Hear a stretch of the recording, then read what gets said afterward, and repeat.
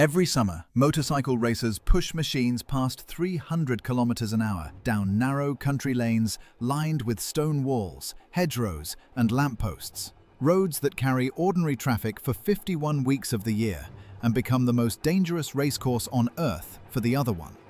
Riders have died on this course almost every year since it began, more than 260 of them across its history. And yet tens of thousands of spectators still line those same hedgerows every June, close enough to feel the wind off a passing bike. Because nowhere else in the world lets you watch racing this raw, this unfiltered, this genuinely lethal. What makes this stranger still is that the island hosting this yearly brush with death is governed by the oldest continuously running parliament on the planet, a body that has been meeting in some form for over 1,000 years. Longer than England's Parliament, longer than Iceland's Althing manages to claim without interruption. A place small enough to walk across in a single day somehow holds both of these records at once. The fastest, deadliest race in motorsport and the longest unbroken tradition of self-government anywhere on Earth. To understand how one modest island in the middle of the Irish Sea ended up owning both of those extremes, you have to go back nearly 2,000 years. Long before anyone thought to race anything at all. The Isle of Man sits almost perfectly in the centre of the Irish Sea, roughly equidistant from England, Scotland, Ireland and Wales, a position that has shaped nearly everything about its history, simply by making it visible and reachable from 4 different directions at once. The island itself is small, about 50 kilometers from end to end, formed from ancient slate and shale pushed upward by geological forces that also gave it a spine of rounded, heather-covered hills running down its center. The highest of them, Snaefell, tall enough that on a clear day you can supposedly see all 4 surrounding nations from its summit. A claim locals repeat constantly and visitors almost never actually manage to verify, given how rarely the weather cooperates. Surrounded by cold, often rough water and battered regularly by Atlantic weather systems rolling in off the ocean beyond Ireland, the island developed a landscape of green farmland, rocky coastline, and small natural harbours that would later matter enormously to everyone from Celtic monks to Viking raiders to 18th-century smugglers looking for somewhere quiet to unload cargo nobody wanted customs officials to see. The climate is mild but relentlessly damp, shaped by the same Gulf Stream currents that keep winters gentler here than the latitude would otherwise suggest. And fog rolls in off the sea often enough that older islanders still measure a good summer by how many clear days actually showed up, rather than by the calendar. Wool from hardy hill sheep, fish from the surrounding waters, and a scattering of small farms tucked into the island's few flatter valleys sustained a modest population for most of its early history. Never enough people or farmland to attract serious conquest for its resources alone, which left the island's real value almost entirely tied to its position, rather than anything that grew or was mined from its own soil. The earliest people to leave a lasting mark on the island were Celtic settlers, arriving sometime in the centuries before Christianity spread through the British Isles and developing a Gaelic culture closely related to the languages spoken across the water in Ireland and parts of Scotland.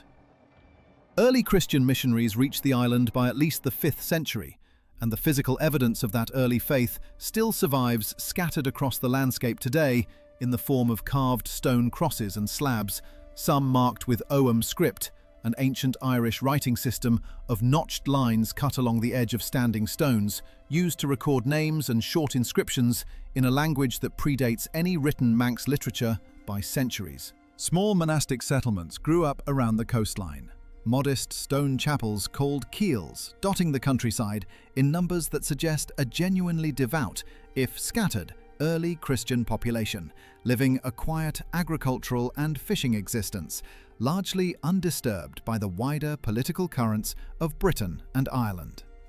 That quiet ended abruptly with the arrival of a different kind of visitor from across the northern seas. Norse raiders and settlers began arriving on the island sometime in the late 8th or early 9th century. initially as the same kind of hit-and-run coastal raiders terrorizing monasteries across Britain and Ireland during this period. But within a few generations, Norse settlement on the island became permanent rather than seasonal, and Norse and Gaelic populations gradually intermarried and merged into a distinct hybrid culture that historians now generally call Norse Gael. Picture a settler we'll call Ketil arriving on the island's eastern coast sometime around the year 900 aboard a longship that had already raided its way through the Hebrides, choosing, unlike many of his crewmates, to stay rather than sail home with whatever plunder the voyage had produced. Ketil married into a local Gaelic farming family, adopted enough of the existing language and customs to function within the community, while keeping his own Norse gods and legal traditions alongside it. And within a generation, his children were speaking a blended tongue and attending an open-air assembly where free men gathered periodically to hear disputes settled and laws proclaimed aloud. A Norse governing tradition called a thing that Scandinavian settlers carried with them to every place they settled in sufficient numbers, from Iceland to the Orkney Islands to this modest island in the Irish Sea. That assembly tradition eventually formalized into something the island still uses today. And it happened, according to the date most commonly cited, in the year 979, when Norse settlers established a formal, open-air legislative gathering at a raised, artificially constructed mound they named Tynwald Hill, a name derived directly from the Old Norse Thingvor, meaning assembly field. Essentially, the exact same linguistic root that gave Iceland's own ancient parliament its name. Laws proclaimed at this annual gathering had to be read aloud in both Manx Gaelic and English for the assembled public before they could take legal effect, a requirement that survives to this day in a ceremony still held every July on that same hill, making Tynwald, by the island's own reckoning and by the assessment of most historians who study continuous parliamentary institutions, the oldest parliament in the world to have met in an essentially unbroken tradition for well over 1,000 years, predating England's own parliament by roughly 3 centuries. The Norse Gaelic kingdom that grew up around this new governing tradition eventually expanded well beyond the Isle of Man itself, becoming known as the Kingdom of Mann and the Isles, a maritime realm that at various points controlled not just this single island, but the Hebrides and other smaller islands scattered along Scotland's western coast, ruled by a dynasty of kings who owed shifting, complicated allegiance to the kings of Norway, while fighting constantly among themselves and against rival Scottish and Irish claimants for control of the surrounding waters. This period produced genuine drama on a scale that feels almost disproportionate to the island's modest size. Naval battles fought among fleets of longships in the narrow channels between islands, dynastic assassinations, and a long, slow contest between Norwegian and Scottish influence that finally came to a head in 1263 at the Battle of Largs, a messy, weather-disrupted clash between Norwegian and Scottish forces that effectively ended serious Norwegian ambitions in the region. 3 years later, under the Treaty of Perth, Norway formally ceded the Isle of Man and the other western islands to the Scottish Crown, closing out nearly 4 centuries of Norse political presence on the island, even as Norse cultural and linguistic influence remained woven permanently into Manx identity, visible today in place names, in legal terminology, and in the very name Tynwald itself. The kingdom's various kings spent much of this period fighting not just external rivals, but each other, brothers and cousins repeatedly deposing and blinding or exiling one another in disputes over succession that read, in the surviving chronicles, almost like a smaller, colder echo of the dynastic infighting playing out simultaneously in Norway and Scotland. And control of the surrounding sea lanes mattered enough that fleets of shallow-drafted longships regularly clashed in the narrow channels between the Isle of Man, the Hebrides, and the Scottish mainland, over rights that modern observers might find surprisingly petty for the level of bloodshed involved. Scottish control of the island proved considerably less stable than Norse rule had been, and for the next century and a half, the island changed hands repeatedly between Scottish and English claimants, as both kingdoms fought their own broader wars for dominance over the British Isles, with the island itself functioning as a strategically useful but politically vulnerable prize caught between two much larger powers. English control eventually solidified in the early 15th century when King Henry IV granted lordship of the island to the Stanley family, who would go on to hold the title of Lord of Mann, with only brief interruptions for the next 3.5 centuries, ruling the island as a semi-independent feudal possession that owed loose allegiance to the English crown while maintaining its own laws, its own coinage at various points, and, crucially, its own Tynwald government, which the Stanleys found more useful to preserve and work through than to abolish outright. This arrangement, an island technically outside the English kingdom proper, governed by its own ancient legal traditions, but controlled by an absentee English noble family, created exactly the kind of jurisdictional grey zone that would eventually make the island spectacularly useful for an entirely different kind of enterprise. The Stanleys themselves rarely set foot on the island at all, governing instead through appointed deputies while collecting rents and customs revenue from a comfortable distance in England. And this absentee arrangement meant island institutions like Tynwald ended up handling most day-to-day governance simply because nobody more powerful was paying close enough attention to interfere.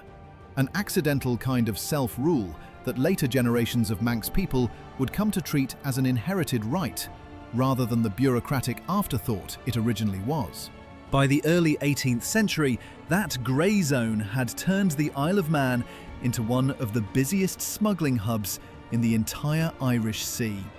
Because the island sat outside English customs jurisdiction entirely, meaning goods could be legally imported to the island at low Manx duty rates and then illegally rowed or sailed across to the English, Scottish or Irish coastlines under cover of darkness, avoiding British import taxes that had climbed steeply to help pay for a nearly continuous run of 18th century wars. Picture a merchant we'll call Silas, operating out of a small harbour on the island's southern coast in the 1740s, legitimately importing brandy, tea, tobacco and fine cloth from France and the Netherlands at Manx rates that were a fraction of British customs duties, then quietly arranging for a portion of every shipment to be rowed out at night to waiting boats from the Cumbrian or Galloway coastlines, where local contacts would smuggle it ashore and distribute it through networks that stretched deep into the English and Scottish countryside. Silas wasn't operating outside the law by Manx standards at all. Everything he did on the island itself was perfectly legal under Manx jurisdiction. He was simply exploiting the fact that Manx law and British law didn't agree with each other. A loophole the British government found increasingly intolerable as the lost customs revenue climbed into genuinely significant sums. Enough that Parliament in London eventually decided the arrangement had to end entirely, rather than be patched around the edges.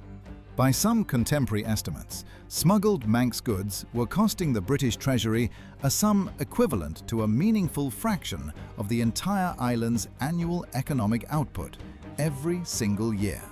funneled through a network of small harbours, hidden coastal coves, and local boatmen paid handsomely enough that the trade drew participants from every level of island society. Not just professional merchants like Silas, but farmers, fishermen, and even a few sympathetic customs officials willing to look the other way for a modest cut. That ending arrived in 1765 with the Revestment Act, through which the British Crown purchased the feudal lordship of the island outright from the Atholl family, who had inherited the Stanley title by marriage, paying a substantial sum specifically to bring Manx customs law into alignment with British customs law and shut down the smuggling loophole for good. The island kept its own Tynwald government, its own legal system, and its own distinct constitutional status as a crown dependency rather than a full part of the United Kingdom. An arrangement that persists in modified form to the present day. But the free-for-all trading economy that had defined the island for much of the previous century disappeared almost overnight, forcing island communities to rebuild their economic base around something considerably less glamorous, but ultimately more sustainable: the sea itself. Not for smuggling this time, but for fish. Herring fishing became the backbone of the Manx economy through much of the 19th century, with fleets of small wooden fishing boats working the rich shoals that passed through Manx waters each summer and autumn, supporting entire coastal communities built almost entirely around the seasonal rhythm of the catch. Picture a fisherman we'll call Iliam, working out of a harbour on the island's east coast in the 1860s, spending long nights hauling drift nets by hand alongside his crew, his hands permanently roughened by salt and rope, returning at dawn to a harbour crowded with other boats doing exactly the same work, where his wife and daughters would be waiting to help gut and salt the catch fast enough to preserve it before spoilage set in. The Manx herring fleet, at its 19th century peak, Numbered in the hundreds of vessels, drawing seasonal fishing crews and curing workers from well beyond the island itself. And the industry's boom years brought genuine, if modest, prosperity to communities that had struggled economically since the Revestment Act quietly ended the smuggling economy decades earlier. It also brought hardship in equal measure. Herring stocks fluctuated wildly and unpredictably from year to year. Storms took fishing boats and their crews with grim regularity, and by the early 20th century, overfishing and shifting shoal patterns had begun a slow decline that would eventually reduce the once massive Manx herring fleet to a fraction of its former size, leaving Iliam's grandchildren to find other ways to make a living from an island that had already reinvented its economy more than once before. the curing sheds along the harbour front, where women like Iliam's wife and daughters worked in shifts, gutting and packing herring into barrels of salt fast enough to beat spoilage, employed almost as many people at the industry's peak as the boats themselves. And the smell of curing fish hung over these harbour towns so constantly during the season that older residents recalled being able to tell which direction the wind was blowing simply by which street smelled strongest. Throughout this same long stretch of Norse, Scottish, English, and finally Manx self-governance, the island had maintained its own distinct language, Manx Gaelic, closely related to Irish and Scottish Gaelic, but developed along its own separate track for centuries, spoken as a genuine first language across most of the island well into the 19th century. English gradually displaced Manx as the dominant language of commerce, education, and eventually daily life over the following century, a shift accelerated by mandatory English language schooling and by the simple economic pressure of a small island increasingly integrated into a British economy conducted entirely in English. By the middle of the 20th century, native Manx speakers had dwindled to a small handful of elderly islanders, and in 1974, the death of a fisherman named Ned Madrell, widely recognised as the last native speaker to have learned Manx as his first language in a Manx-speaking household, was reported internationally as the effective extinction of the language as a living mother tongue, a genuinely sobering moment for an island that had maintained linguistic continuity through Viking invasion, Scottish conquest, and English lordship, only to watch it fade within a couple of generations of compulsory English education. What happened next surprised a lot of linguists who had already written Manx off as functionally dead. A small but determined revival movement built on recordings made of Ned Madrell and other late native speakers before they died has spent the decades since rebuilding Manx as a genuinely spoken language again, with a Manx medium primary school now operating on the island and government signage displaying Manx alongside English, one of the more successful language revival efforts anywhere in the world for a tongue that had, by most reasonable definitions, already died. Picture a teacher, we'll call Moiri, standing in front of a classroom of 7-year-olds at that Manx medium primary school on a wet Tuesday morning, decades after Ned Madrill's death, leading a call and response song entirely in a language her own grandmother had been actively discouraged from speaking at school,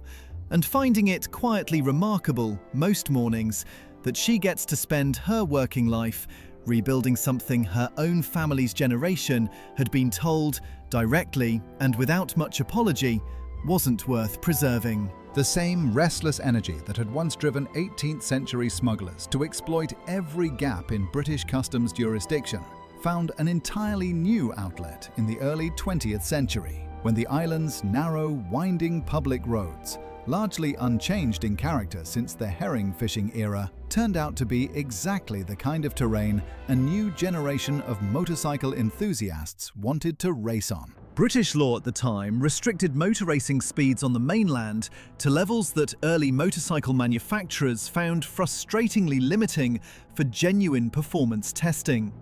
But the island's own Tynwald government, exercising the same legislative independence that had once shielded smugglers from British customs law, passed a local ordinance permitting road closures for racing purposes. And in 1907, the first tourist trophy race ran on public roads across the island, drawing manufacturers and riders eager for a legal venue to push machines faster than anywhere else in Britain allowed. The race grew rapidly in prestige and danger in equal measure over the following decades, its course eventually settling into the roughly 60-kilometre Snaefell mountain circuit that riders still race today. A course that incorporates ordinary stone walls, telegraph poles, and village high streets as unforgiving trackside obstacles, producing a level of risk that has made the TT simultaneously one of motorsport's most respected proving grounds and one of its deadliest. A reputation the island has never tried particularly hard to soften, because the danger itself has become as central to the event's identity as the racing. Picture a marshal we'll call Robbie, stationed at a corner along the Snaefell course every June, for going on 20 years now, close enough to the racing line that he can feel the ground shift slightly, as bikes pass at speeds most drivers never reach on a motorway. And when asked why he keeps volunteering for a job that occasionally means responding to a fatal crash rather than simply enjoying the spectacle, he tends to shrug and say that somebody has to be there, and it might as well be somebody who actually loves the race enough to understand exactly what the riders are choosing to risk every single lap. The island's peculiar legal independence, the same quality that had enabled both Tynwald's medieval survival and the smugglers' 18th century trade, took on a far darker application during the Second World War, when the British government requisitioned boarding houses and hotels across several Manx towns to serve as internment camps for so-called enemy aliens, primarily German and Austrian nationals living in Britain, a population that included a genuinely significant number of Jewish refugees who had fled Nazi persecution only to find themselves interned by the very country that had granted them asylum on the basis of nationality alone, rather than any individual suspicion of disloyalty. One camp in particular, established in the town of Douglas and known as Hutchinson Camp, became known almost immediately among internees and later historians as the Artists' Camp,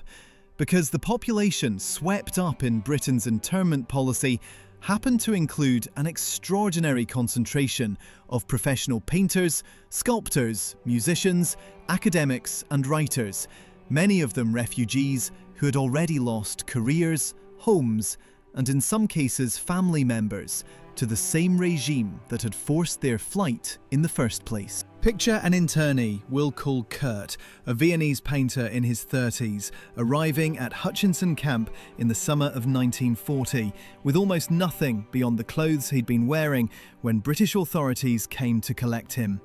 discovering within days that the boarding house he'd been assigned to shared a compound with several other professional artists, a renowned art historian, and a scattering of musicians who had performed at major European concert halls before the war forced them into exile. Rather than simply waiting out an uncertain internment, Kurt and his fellow camp residents organized an informal university, offering lectures on art history, philosophy, and music to any internee willing to attend, staged concerts and exhibitions using whatever scavenged materials the camp could provide, and in the process produced a body of camp artwork, some of it later exhibited and preserved, that stands as one of the more remarkable creative responses to wartime detention documented anywhere.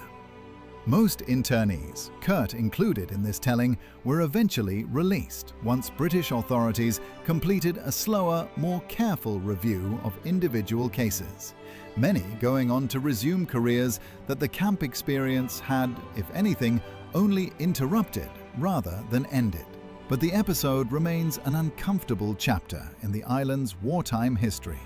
A reminder that even a place proud of its ancient traditions of fair legal process spent several years hosting a policy that offered many of its detainees very little of either.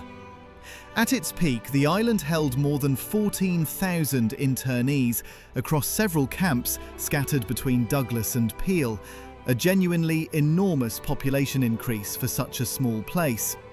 And while conditions inside the camps were nowhere near the horrors many internees had already fled on the European mainland, the basic injustice of the policy, imprisoning refugees primarily because of the passport they happened to be born with, remained a source of quiet controversy in Britain even at the time, debated in Parliament and criticised by some of the same officials who had approved it only months earlier, once the practical absurdity of the situation became harder to ignore. It's worth pausing here on a connection to another island story this channel has already told, because the parallel is almost uncannily direct.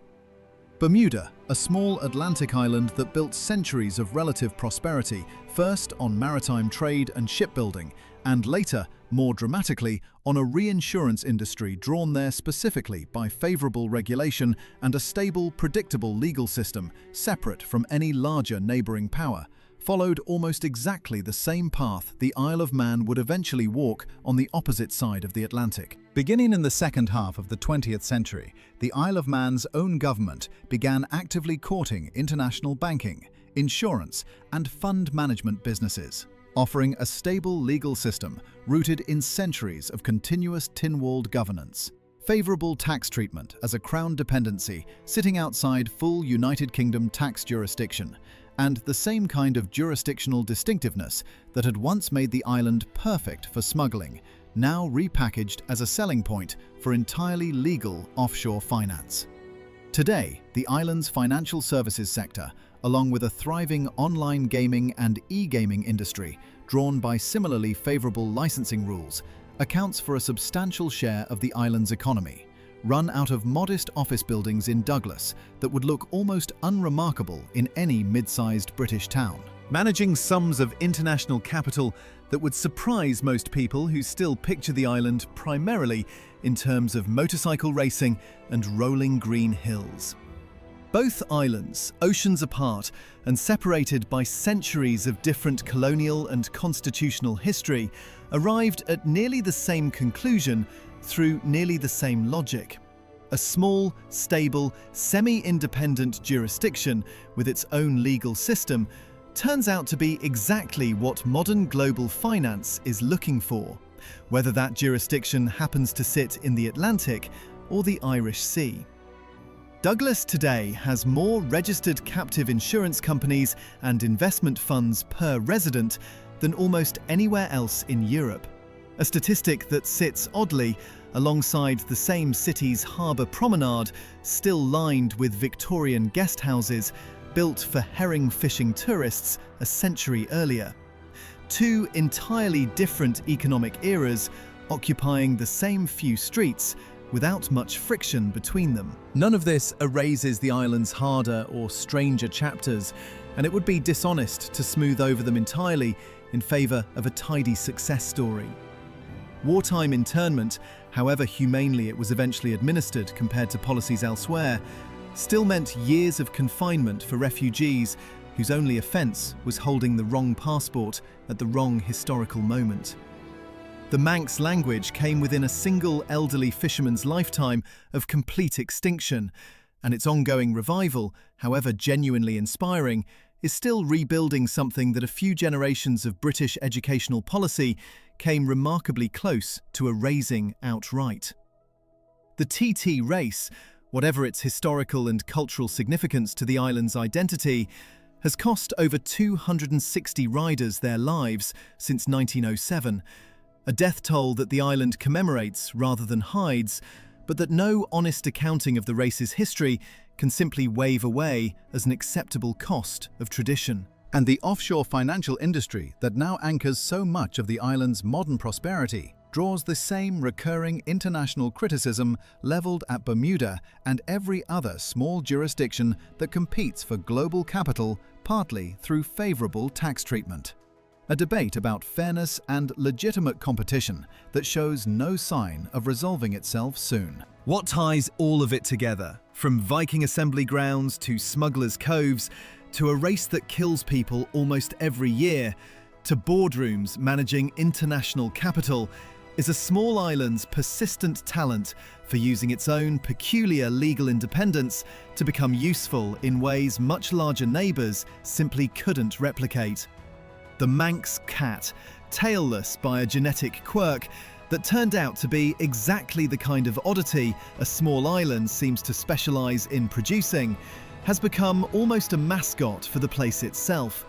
Distinctive, a little strange by comparison to its mainland cousins, and thoroughly, unmistakably its own thing, rather than a smaller version of somewhere else.